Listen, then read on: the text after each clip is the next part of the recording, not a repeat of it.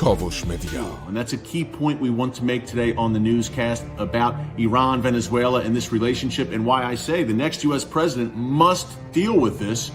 It's also the possibility of Iran attempting to ship weapons, in particular missiles, to Venezuela. Now, I just described how they've tried to ship missiles to the Houthis in Yemen. That's, I don't know if you want to say it's a bit easier to pull off in terms of, look, Yemen is in the region, not that far from Iran, but there also may very well be the intent of the Iranian regime to ship powerful weapons, including missiles, to their friends in Venezuela. Now, I want to read you a quote from a State Department official, Elliot Abrams, who also worked under the Bush administration, Bush 43.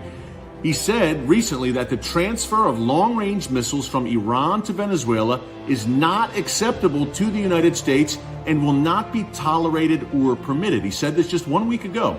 Think of the Monroe Doctrine. I'm an American citizen, obviously. I live in the United States. The Monroe Doctrine, under President James Monroe, 1820s, I believe, it was established, essentially says that no foreign government, at the time they were in particular talking about Europe, but that is obviously broader now.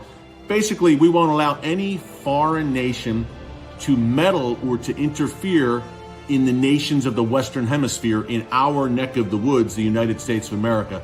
This is a clear violation of the Monroe Doctrine. Number one, the State Department, this top official, Elliot Abrams, is saying that Iran has a presence in Venezuela. And the missile factor, look, number one, think of the Cuban Missile Crisis. That was the Monroe Doctrine, and the United States enforcing that in full effect, obviously, in the early 1960s when the Soviet Union attempted to plant nuclear weapons, nuclear missiles in Cuba, just 90 miles off the coast of the United States. So the Monroe Doctrine was enforced there.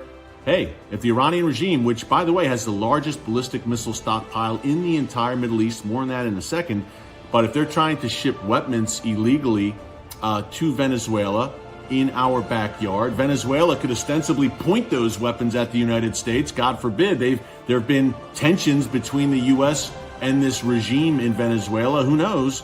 And Iran could say, hey, we want you to point them at the United States. And all of a sudden, Iran has a foothold in the Western Hemisphere. Sounds crazy, but it's really not crazy.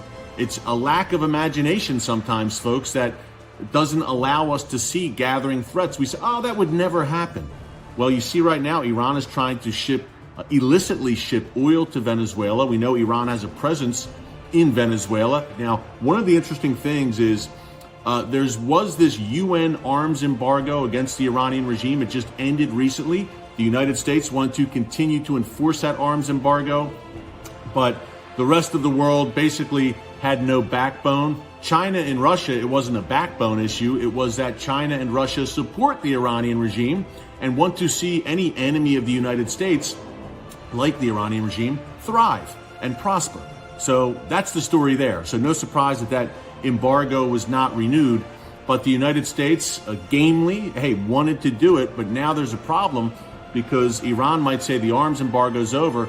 Now we can just go all out and ship weapons around the world, not only in our backyard to the likes of the Houthis in the Middle East, but to the likes of the Venezuelan regime. Now, I mentioned the Iranian ballistic missile program, folks, a little earlier, largest ballistic missile stockpile in the entire Middle East. And we've told you many times, right, about that PGM threat, the precision-guided munitions or precision-guided missiles out of Iran. Precision-guided in Israel's case, next to Iran's nuclear program, this is the largest threat to Israel, according to Israeli military officials and political figures who I have interviewed. They say, hey, look, the Iranian precision-guided missile program is a game changer because no longer will Hezbollah be firing missiles that don't have great accuracy. They will be precision-guided munitions that will hit their target with incredible accuracy. Obviously, that's a non-starter for Israel. If Hezbollah is blanketing the Jewish state, which is the size of the state of New Jersey, remember, pretty tiny, with precision-guided missiles that are hitting the mark every time, existential threat. No ifs, ands, or buts about it. آنچه در مورد ما میگویند